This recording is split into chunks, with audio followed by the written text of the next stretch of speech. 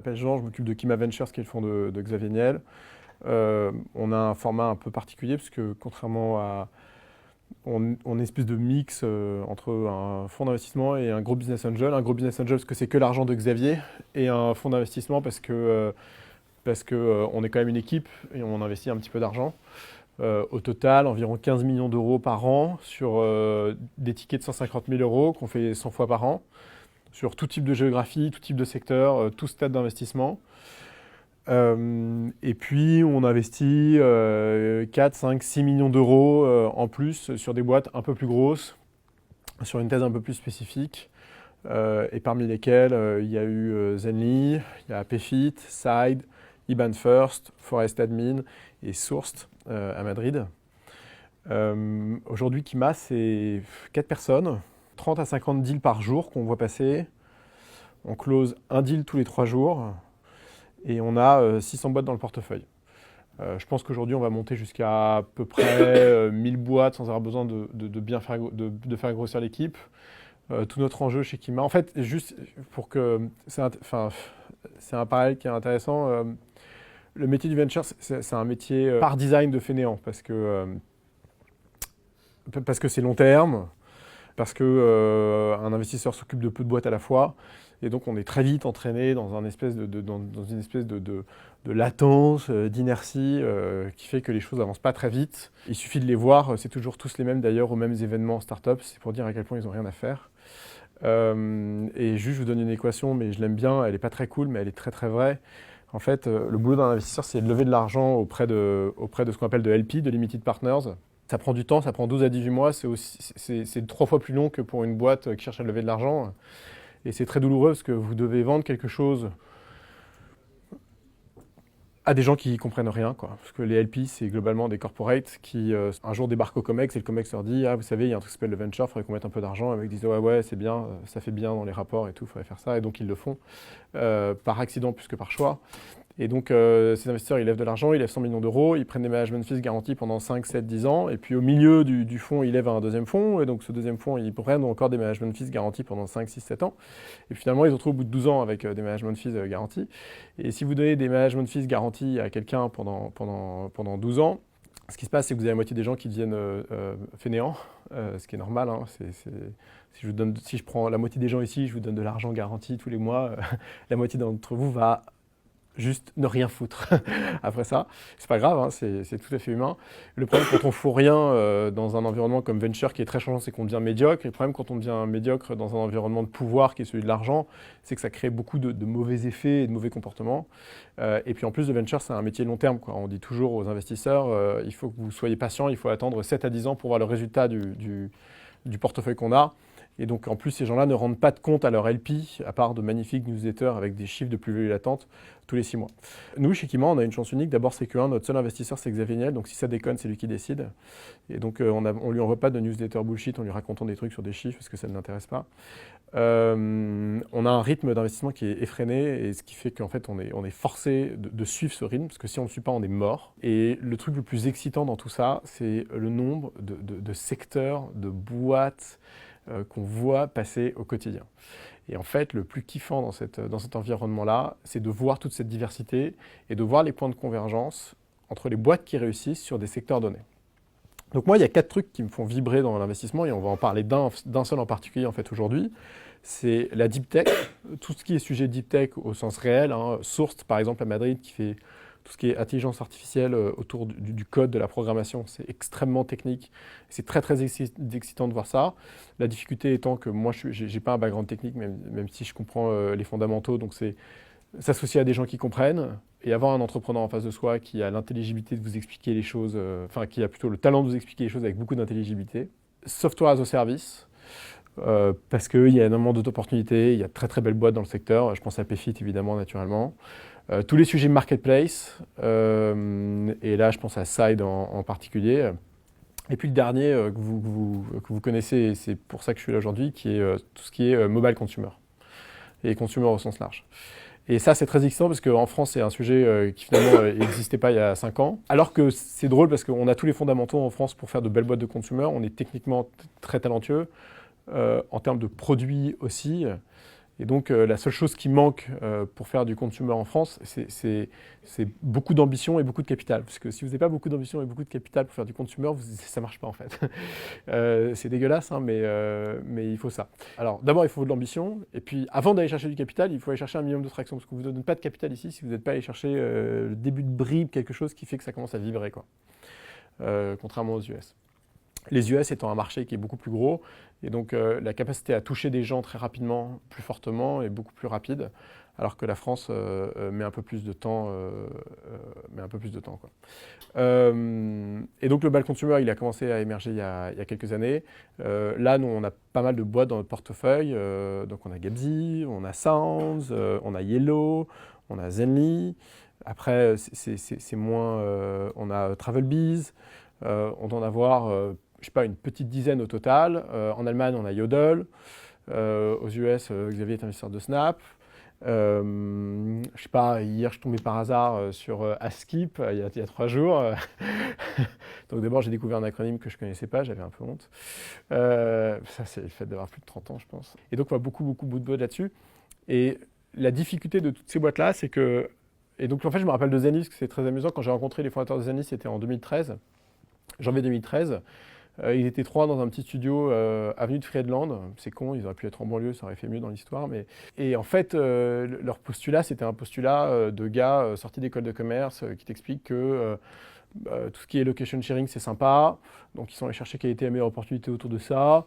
Et puis ils se sont dit, bon, en fait, il faut qu'on trouve quelque chose, un hook qui ne soit pas creepy. Le hook qui n'est pas creepy, a priori, c'est que les parents ont besoin de suivre leurs enfants. Donc on va faire une première app qui s'appelle Alertos, sur laquelle les parents vont pouvoir suivre leurs enfants.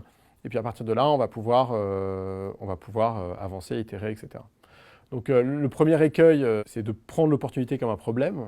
Donc en fait, eux, ce qu'ils se sont dit, c'est au lieu de dire, je vois une opportunité, et en fait, on va y revenir après, et donc je fonce dans l'opportunité, c'est... Tiens, ça, j'aime bien ce parti cool, il faut que je détecte le problème pour pouvoir remonter la chaîne, comme une boîte classique, quoi, comme un SaaS. Le SaaS, c'est, il y a un problème, il n'a pas été résolu pour telle raison, voici la solution. Je fais une marketplace et je fais des gens qui veulent acheter, des gens qui veulent vendre, je fais un truc au milieu, bim, je règle le problème de la poudre et de l'œuf, je mets tout ça en relation, c'est cool. En deep tech, c'est j'ai un problème, il n'a pas été résolu, j'ai une deep tech qui permet de le résoudre vachement bien. Et en consumer, on se dit, ah ben, il y a un problème, Non, pas du tout en fait. Snap, il n'y a pas de problème. Hein. On ne résout aucun problème avec Snap. On ne fait que saisir une opportunité. C'est la même chose avec Facebook, c'est la même chose avec Tinder, c'est la même chose avec toutes les apps mobile consumer en général. Et donc, c'est tout le piège de ce secteur-là, c'est que tu as un secteur qui, by design, n'est pas comme les boîtes de venture classiques sur lesquelles on s'adresse à un problème. Et donc, en fait, eux, ils ont commencé, comme tout le monde, à se dire, ah, on va s'adresser à un problème. C'est comme si Gabzy s'était dit, bon, alors maintenant, on peut faire des avatars 3D en réalité augmentée. Bon, alors, à quel problème ça répond, quoi, tu vois, tu peux chercher pendant 6 mois, on se rappelle, mais ça va être hyper difficile, en fait, de trouver. Donc, bon, moi, à l'époque, je n'avais pas compris ça, et c'était la première fois que je voyais une boîte mobile consumer en France. Donc, je les ai suivis, je les ai vus itérer, et puis à mesure que j'ai vu Antoine, notamment, bosser beaucoup sur le produit et sur la psychologie utilisateur. À mesure que j'ai entendu des investisseurs comme Peter Fenton parler des boîtes comme Snap, comme Facebook, comme Twitter, comme Zenly, etc.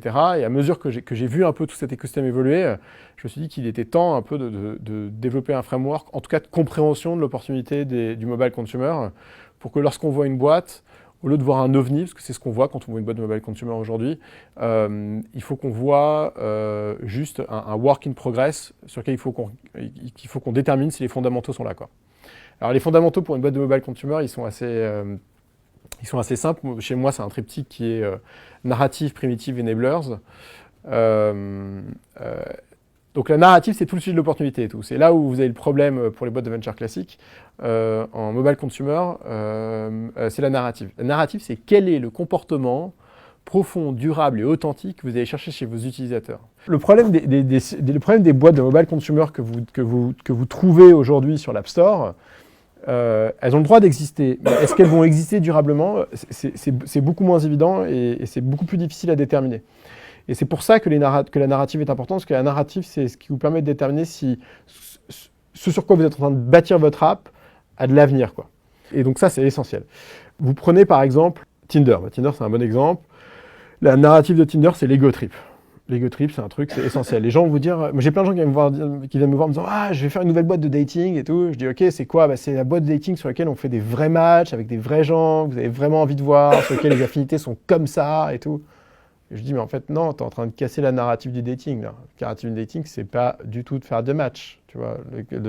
C'est pas du tout de trouver l'âme sœur la narrative du dating. La narrative du dating c'est l'ego trip, ok? C'est le besoin permanent de la valorisation de soi vis-à-vis des autres, etc. Cherche pas, genre Tinder, la beauté de Tinder, justement, c'est que la narrative durable, c'est l'ego trip, et donc le principe du produit pour faire ça, c'est que ça aille vite, quoi, tu vois, et c'est que tu aies tout le temps qu'il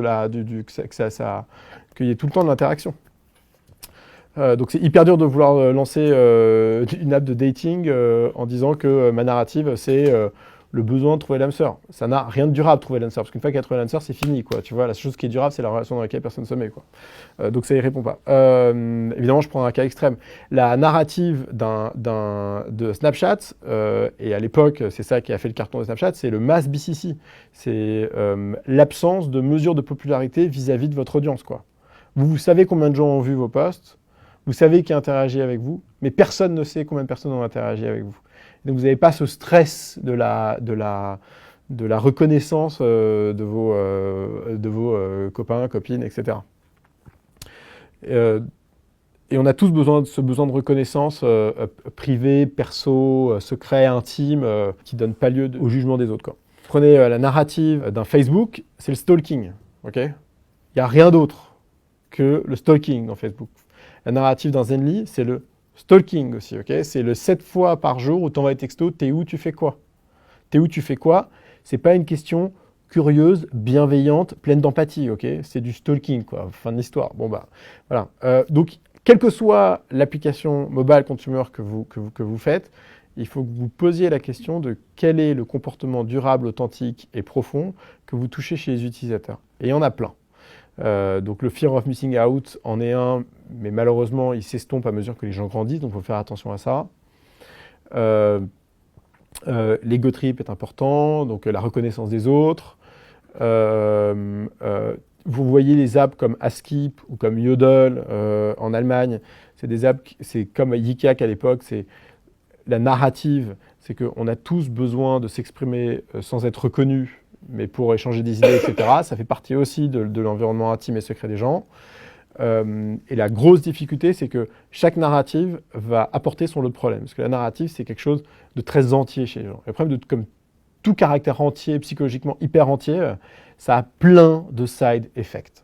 Et vous le voyez, tu vois, le side effect du stalking sur un Facebook ou un Zenly, c'est le côté creepy, voyeur, popularité, besoin de ça. Le côté creepy de Tinder, c'est que tu te rends compte qu'en fait, en jouant sur cet ego trip, bon, bah, tu fais du dating à un supermarché, quoi. Etc., etc. Et donc il faut faire hyper attention parce que chacune de ces narratives va apporter son lot de edge case sur lesquels il faut jouer. Et si vous regardez Snap, c'est la seule boîte en mobile consumer qui essaye de faire attention à ça, d'éviter de tomber dans le jeu pervers de dire oh putain là j'ai trouvé un truc, oh ça rentre comme dans du beurre, je vais te prendre cette narrative et je vais te l'ouvrir en 2, en 4, je vais rentrer en plein dedans comme un bourrin. Il faut éviter de faire ça. La beauté d'un Tinder, c'est s'ils avaient justement... Le truc de Tinder, c'est ils ne se sont pas dit « Ah, il faut que je rende les relations un peu moins transactionnelles, mais un peu que j'essaie de rendre l'expérience un peu meilleure, même si ça nourrit cet ego trip. » Non, les mecs, ils ont rajouté 3 tonnes de premium features pour que les mecs fassent exactement ce qu'ils faisaient, mais en plus. Facebook, c'est l'infinite scrolling, quoi. C'est le feed. Bref, donc il faut essayer de... Si vous voulez faire une vraie boîte qui avance dans la durée en mobile consumer, il faut que vous arriviez à créer un usage qui, à mesure qu'il se développe, à mesure que votre produit se développe, il faut que votre narrative, vous en tiriez parti de la plus belle manière qui soit. Je pense que Snap est un bel exemple là-dessus. Alors c'est dur pour eux parce que derrière, tu as Instagram qui doit dire oh, copier-coller, hop, au revoir. Mais par exemple, la dernière vidéo qu'ils ont faite en disant on a séparé le média d'un côté et la vie perso de l'autre, sert exactement à ça, quoi, justement. et d'éviter de mixer les deux. Ils auraient pu mixer les deux et probablement faire un produit qui marche aussi bien ou mieux ou plus fort qu'un Insta, mais ils essaient de garder ce principe d'authenticité pour éviter de pourrir l'expérience long terme. Donc je pense que ça c'est important. Une fois qu'on a la narrative, il faut qu'on trouve le moyen de l'exprimer. C'est pas suffisant de savoir quels sont les besoins des gens, il faut qu'on trouve le moyen que cette narrative, elle s'exprime. Et c'est là qu'intervient la primitive. La primitive d'un Tinder, c'est le swipe, c'est le match. La primitive d'un Snap, c'est la photo éphémère. La primitive d'un Facebook, c'est le feed. La primitive d'un Zenly, c'est la map. Sur chaque produit, consumer, qui adresse une narrative, il faut une primitive cœur. Et cette primitive, elle est hyper importante parce que c'est la chose sur laquelle vous n'arrêterez jamais, jamais, jamais, jamais, jamais de bosser. Si vous devez faire un trade-off entre développer une feature ou développer votre primitive, 9 fois sur 10, c'est développer la primitive. Et si vous regardez sur Facebook, la seule chose qui change toute la journée, tout le temps, et sur laquelle ils ont bossé tout le temps, c'est le feed. À gauche, à droite, ça fait des années que ça n'a pas changé. La seule chose qui change, c'est le feed. Si vous regardez Snap, la seule chose qui change toute la journée, c'est les filtres, la caméra, comment vous l'utilisez. Sur Zenly, j'étais avec Antoine il n'y a pas longtemps, tout ce qui me montre sur ce qui arrive, c'est toujours autour de la map. Si vous allez sur... bon, Tinder, c'est malheureusement pas un très bon exemple pour ça, mais on voit bien que ça n'a pas changé le principe de matching. Et c'est probablement l'une des grosses erreurs de Twitter d'ailleurs. Si vous regardez Twitter, la primitive d'un Twitter, c'est justement ce feed aussi, et ce feed, il n'a pas changé. Celui là où Facebook a incroyablement bougé, sans même qu'on s'en rende compte, les 5 dernières années, chez Twitter, très peu. Donc vous, votre enjeu, c'est que quelle que soit la primitive que vous avez identifiée qui permet aux gens qui utilisent votre application d'exprimer la narrative, il faut en permanence l'améliorer. Et le gros sujet aussi par rapport à ça, donc si vous regardiez la primitive initiale de Facebook, par exemple, ce n'était pas le feed, c'était le trombi. La primitive, c'était le trombi, puis après ça a évolué avec le feed, et Facebook est vraiment devenu Facebook le jour où le feed est arrivé. Mais donc ce qui est important juste avec cette primitive, c'est qu'elle doit se suffire à elle-même. Donc je sais que c'est difficile d'aller dehors, d'aller donner une app à des gens et leur dire utilisez-la, elle fait juste de la localisation, ou elle fait juste de l'avatar 3D, ou elle fait juste de la photo éphémère, ou elle fait juste un trombi, ou elle fait juste un feed. Mais 100% des boîtes consumer qui ont valu plus d'1 milliard, toutes, sans exception, ont fonctionné jour 1 avec une feature, la primitive, et de manière hyper triviale. Regardez la première version de Snap. C'est le produit le plus dégueu qui existe. C'était, tu prends une photo, tu avais le scroll Apple dégueu, tu prends entre, je sais plus, X, Y secondes, quoi, tu appuies sur envoyer, c'est fini. Vous preniez Facebook, c'était simplissime. Twitter, il y avait même pas, c'était par texto, quoi. Enfin, c'était aberrant. Instagram, ce n'était que du filtre. Il n'y avait pas de feed, il n'y avait pas de following, il n'y avait pas de follower. Tu prenais Instagram, tu ouvrais le truc. Donc la primitive la narrative de Instagram, c'est always looks good. Hein. C'est toujours besoin d'avoir, quel que soit ce que tu fais, il faut que ta photo, elle ait l'air cool. La primitive pour faire ça, c'est quoi? C'est les filtres. Bah, Instagram, V1, c'est tu prends une photo, tu mets un filtre et tu le partages sur tes réseaux. Et ça a cartonné rien qu'avec ça. Ça s'est fait racheter 1 milliard, je suis même pas sûr qu'il y avait à l'époque encore le feed. Il faudrait qu'on regarde. Et donc toutes ces boîtes-là, elles ont ces primitives qui se sont exprimées dès le début et qui ont fait marcher le produit. Donc c'est hyper difficile parce que de temps en temps, ce qu'on fait, c'est qu'on va sortir un produit, on va pas avoir l'adoption immédiate, on va dire il faut que je sorte des features à côté pour aller créer pour aller créer l'usage, alors que donc parfois ça peut être vrai, mais rappelez-vous que toutes les plus belles boîtes ne sont pas passées par là. Elles sont passées par l'amélioration ou par une primitive qui fonctionnait. Donc regardez si soit votre primitive s'exprime mal, soit la qualité de cette primitive n'est pas bonne, soit je ne sais quoi. Prenez l'exemple de Zenly, c'était hyper intéressant parce que Zenly, Alertos ne marchait pas bien. Et Alertos ne marchait pas bien, pourquoi? Parce qu'en fait, le problème du real-time location sharing, c'est que ça s'arrêtait un peu de manière intempestive. On avait du mal à réactiver la localisation. C'était pas toujours précis, etc. Donc ce qu'ils ont fait, c'est qu'ils ont bossé, et puis ça a niqué la batterie. Et ils ont bossé pendant des mois sur cette problématique de localisation real-time, précise, et qui tue pas la batterie. Et ils ont sorti Zenly, c'était, je sais plus, février 2015. Donc c'était la bêta. Elle était sur le store, personne ne connaissait. À mesure donc elle était sur le store, et puis 6 mois plus tard, il y avait 10 000 daily active users. Alors ça paraît rien, hein, 10 000 daily active users, sauf que ces daily active users, c'était des gens qui, en fait, à chaque fois qu'un utilisateur commençait à utiliser Zenly, ne repartaient jamais. Et plus ça allait, et plus la courbe de nouveaux inscrits tous les jours augmentait, avec une rétention toujours aussi bonne. Sur quoi? Sur une app sur laquelle il n'y avait rien. Il y avait un point bleu qui était ta localisation, et le point des quelques personnes que tu avais comme amis, avec juste l'adresse de là où ils sont et leur batterie. C'est tout. Quand ils avaient des problèmes de qualité sur la localisation, chute des nouveaux inscrits, chute des daily active users. La qualité de la primitive fait tout sur Zenly. C'est dingue les impacts de stats qu'on a constatés quand on donné la qualité de la localisation, du partage de localisation se dégrader.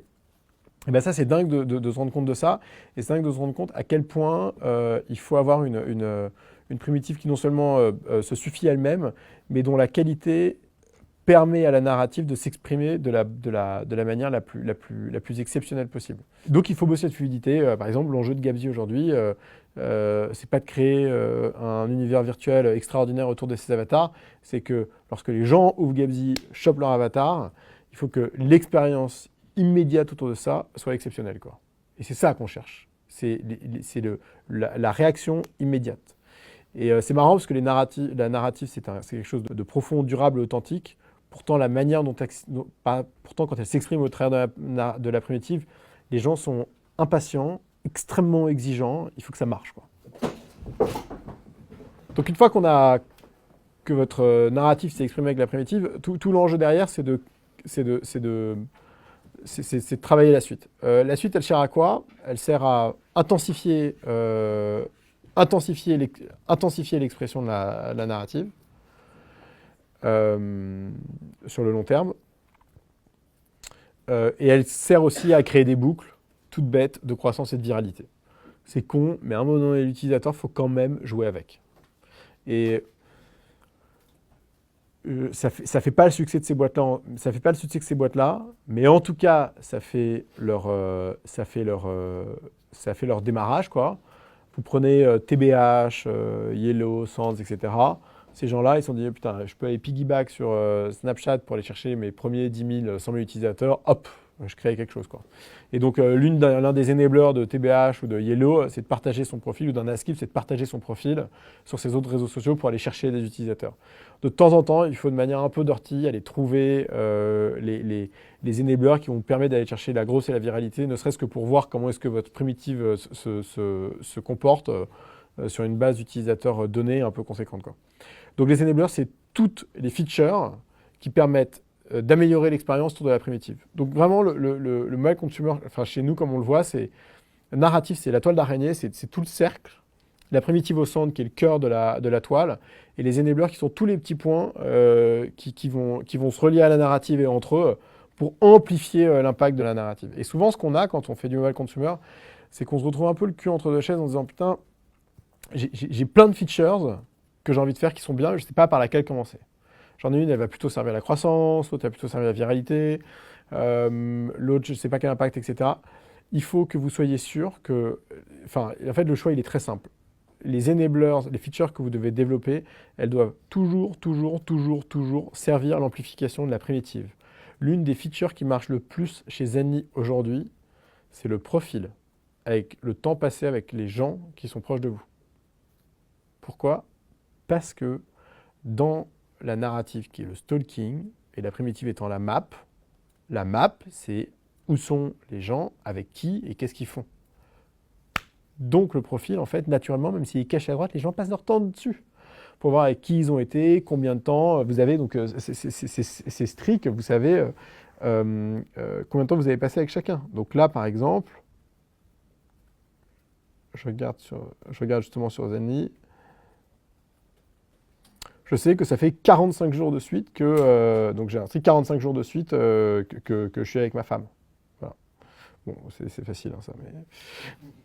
Et donc vous avez BFF, Party Animal, Lunchpal, Mutual Love, etc., etc., etc. Et donc là, vous avez toute la mesure de gens, et tous les gens que vous n'avez pas eu depuis longtemps. Tu vois, long time aussi. Firmin, ça fait 15 jours. Guylain, ça fait 15 jours. Benjamin, ça fait 15 jours. Pierre, ça fait 17 jours. Pat, ça fait 19 jours, etc., etc.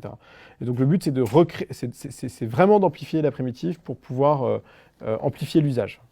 Donc c'est un peu ça le piège aussi, c'est que malheureusement, dans le consumer, votre enjeu, c'est que les gens ne puissent plus se passer de votre produit. Le seul moyen qu'ils puissent plus se passer de votre produit, c'est qu'ils l'utilisent de plus en plus et que à chaque fois qu'ils y aillent, il y a quelque chose qu'ils aient à trouver, qui les fasse vibrer, quoi. Et c'est un peu le piège, hein. C'est pour ça que Snapchat, Facebook, Tinder, Instagram, etc., si vous ouvrez l'app et que vous n'avez pas quelque chose de nouveau qui s'affiche, vous êtes mort. Et c'est un des gros enjeux de Zenly, et c'est là-dessus aussi que bosse beaucoup Antoine en ce moment. C'est comment est-ce que tout Zenly et le contexte que tu découvres immédiatement est un contexte qui va t'exciter, qui va te plaire, qui va te pousser à revenir sur l'app pour voir ce qui se passe de nouveau plus tard. On appelle ça l'infinite scrolling, hein, c'est le principe de Facebook. À chaque fois que vous ouvrez Facebook, c'est jamais le même contenu qui est en haut, hein. Et c'est pour ça que les gens ils passent des heures et des heures et des heures et des heures et des heures. C'est pour ça que les stories marchent très très bien. Parce que les stories permettent d'avoir du contenu tout le temps, tout le temps, tout le temps, tout le temps sur de l'Insta ou sur du Snapchat. Un autre truc qu'on a remarqué et qui fait la qualité des entrepreneurs qu'on a en mobile consumer, et qui fait probablement l'échec de certains autres qu'on a vus, c'est la réserve des fondateurs qui sont à la tête de ces boîtes-là. Donc d'abord, 100% des fondateurs qui sont à la tête de ces boîtes-là sont des product guys. Okay. Et ensuite, tous ces gens-là sont tous assez discrets.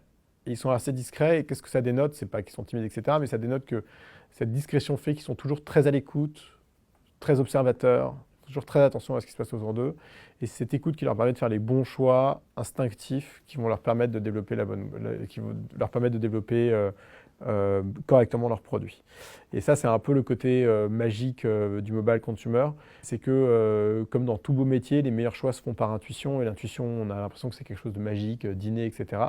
Alors qu'en fait, c'est que la conséquence du résultat d'une excellente observation qui a pris du temps et qui a maturé, et dont vous n'êtes pas rendu compte, mais qui à un moment donné fait que vous avez des espèces d'éclairs de génie. Moi, à chaque fois que je vais chez Zenly et qu'Antoine me montre ce sur quoi ils sont en train de bosser, je sors de là et je me dis, mais putain, mais tellement fort, quoi.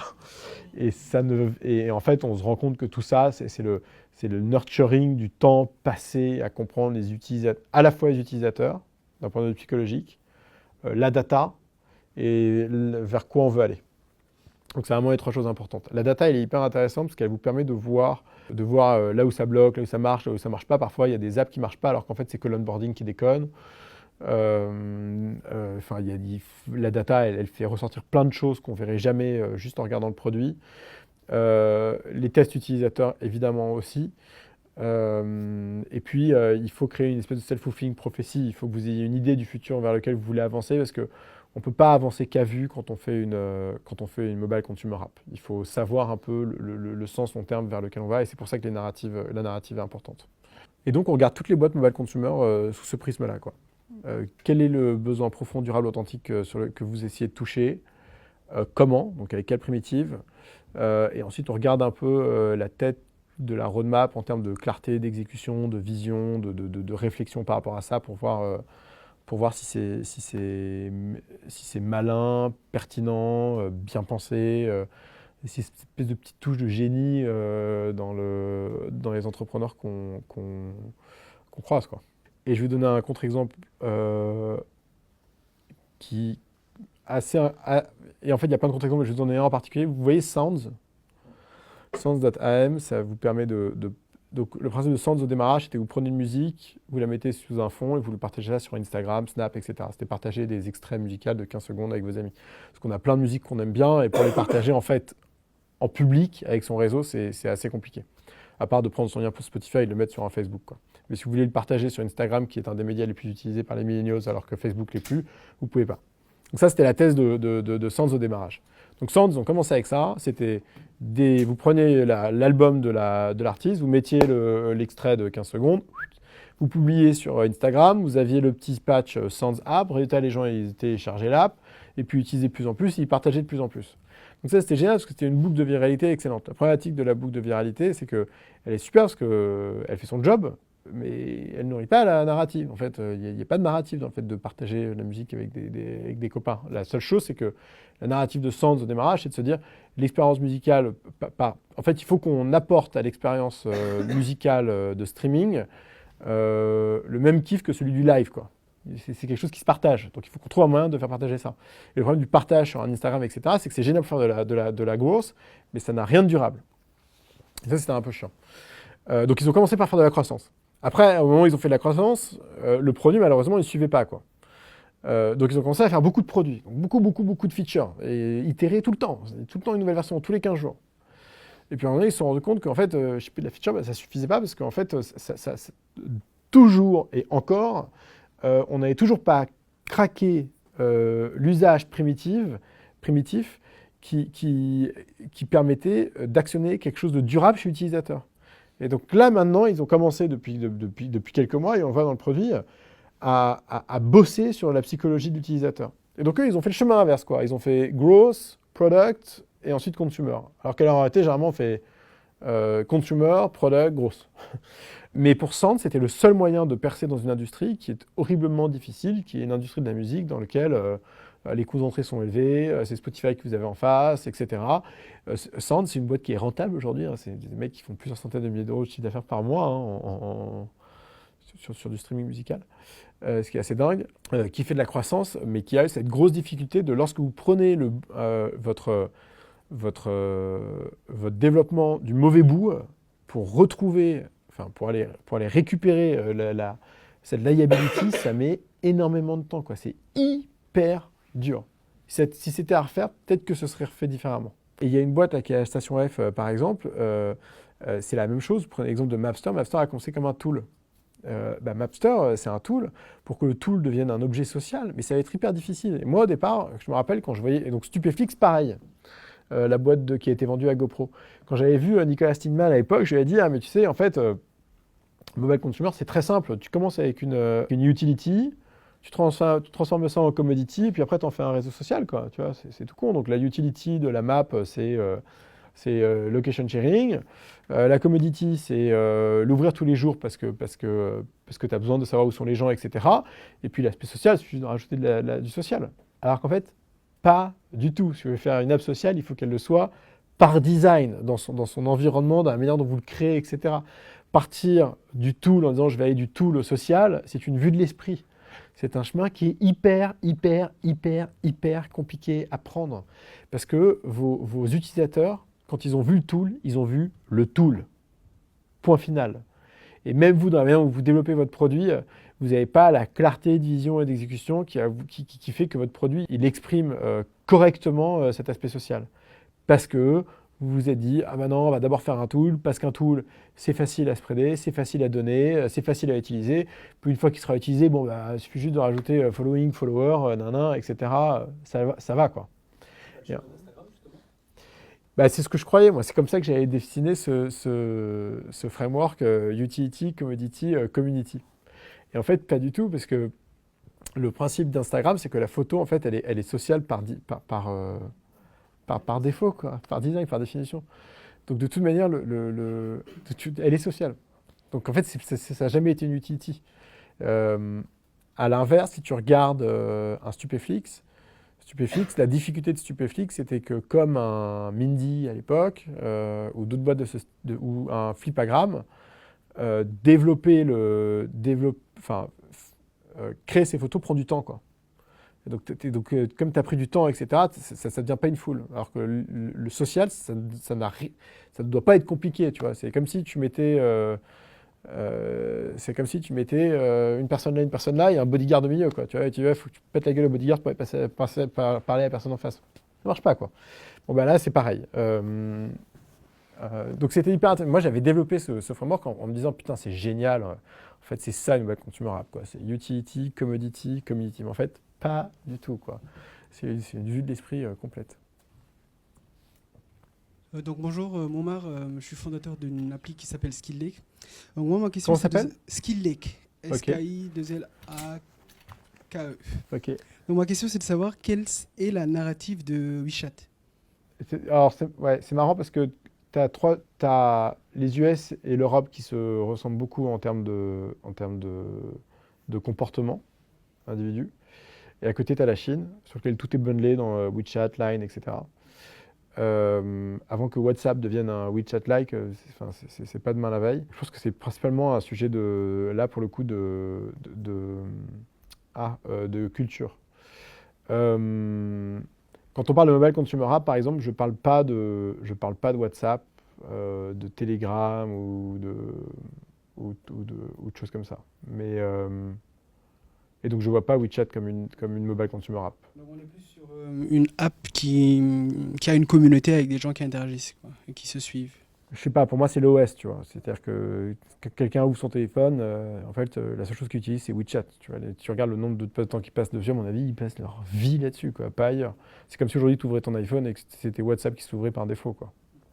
Et que sur WhatsApp, tu avais ton Amazon, ton Facebook et ton je sais pas quoi. Mais j'ai plutôt l'impression que c'est vraiment un shift complet culturel dans lequel l'application est devenue l'OS, quoi. Voilà. Sur les primitifs que tu vois, Mm. ceux qui marchent le mieux, c'est ceux qui sont radicalement différents de ce qui existe déjà, ou alors c'est plutôt justement ceux qui ont quand même une similarité et que les gens peuvent comprendre à partir de ce qu'ils ont déjà essayé. Je pense que ça n'a pas d'importance, vraiment. Tant que ça fait le job en full screen de répondre à la narrative, c'est bon.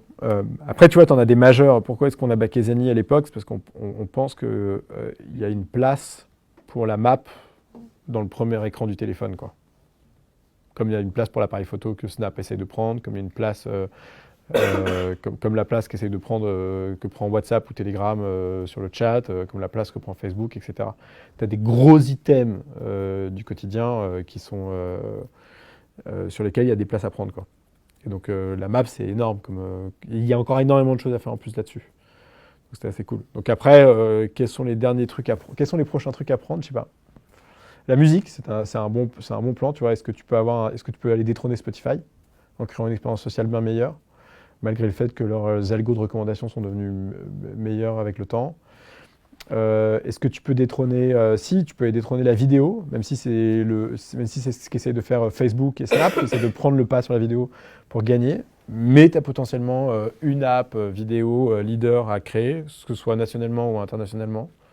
Tu vois, en France, chez les millennials, il y a Vertical qui essaie de faire ça. Donc tu as des gros items comme ça sur lesquels il y a des places à prendre sur le home screen, qui sont assez intéressantes. Dans le gaming, il y a un truc que mes enfants utilisent et que je trouve ça assez génial, qui s'appelle Roblox. Roblox, c'est tu te crées un avatar et avec cet avatar, tu peux jouer à plein de jeux.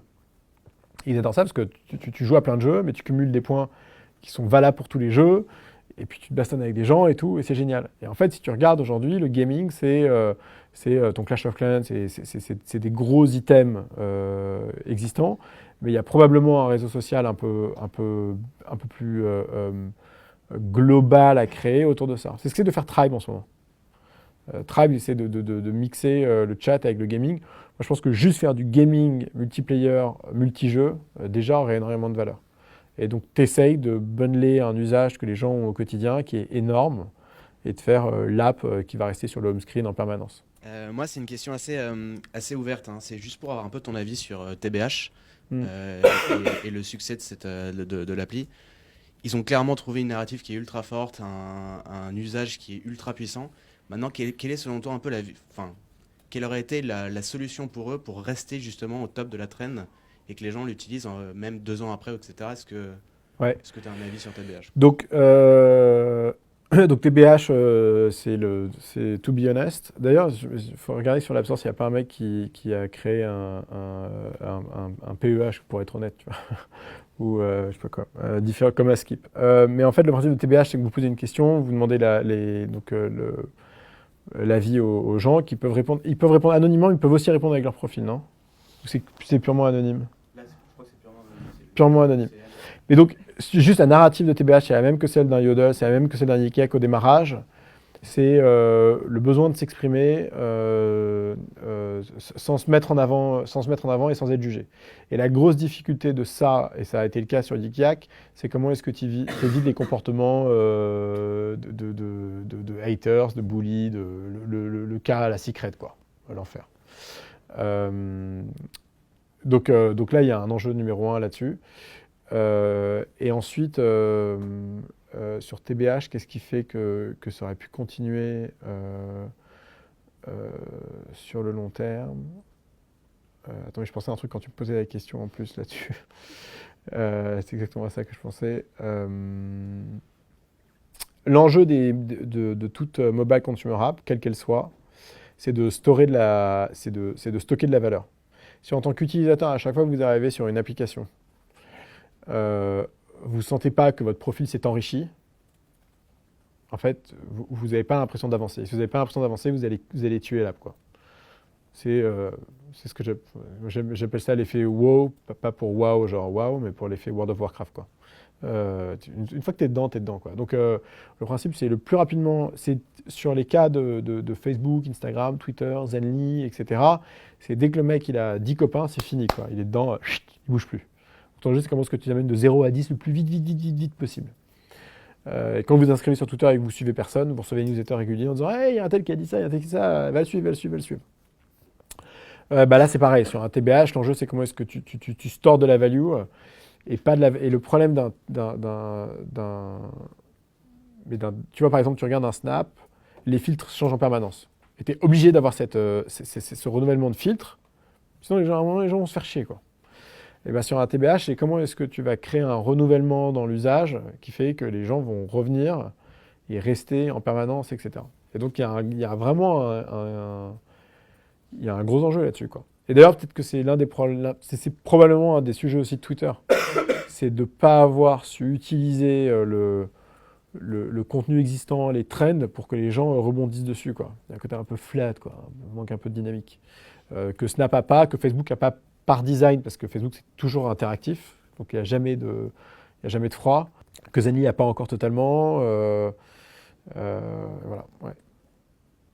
Mais sur un Instagram, par exemple, il n'y a pas ce problème-là. Donc, je sais pas. Mais sur un TBH, c'est comment est-ce que tu stores de la value et que à mesure que tu la stockes, elle te donne envie de revenir, quoi.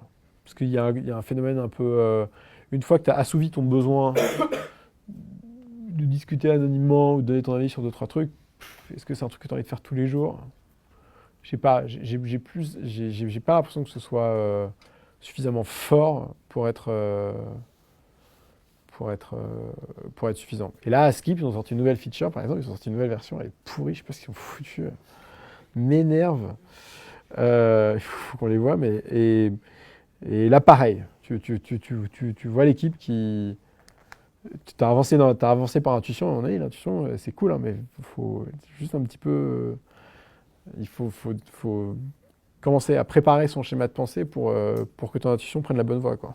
Moi, j'avais une question, Jean. C'est les narratifs dont tu parles, l'ego trip, le stalking, la reconnaissance des autres, etc. Est-ce que c'est toujours social, une narrative? Tu n'ouvres pas une app sociale s'il n'y a pas d'interaction avec les gens, quoi. Même si elle est pas... Alors, attends, après, tu as un enjeu dans tous les aspects sociaux, c'est le 90-10, quoi. Tu as 90% des gens qui regardent, 10% des gens qui participent. Donc, il suffit que tu n'aies que 10% des gens qui ont besoin de participer et 90% qui regardent pour que ça suffise, tu vois. Et un vertical qui fait de la vidéo, donc qui développe tout ça, enfin, qui fait ses propres contenus. Les gens, tu as 10% des gens qui vont commenter et 90% des gens qui ne vont que regarder, quoi. Donc, pas nécessairement, mais en tout cas, il faut que tu aies ce côté échange, interaction, faire partie de quelque chose. Tu vois, Lively, c'est un très bon exemple. Hein, et Lively, tu as quelqu'un qui parle, qui chatte et tout, tu as 1000 personnes dans la room, tu en as 100 qui commentent et tu en as 900 qui ne font que regarder, quoi. Et donc, l'expérience, elle n'est sociale que pour 10% de la communauté, mais pour 100%, il y a quand même l'interaction. Cool.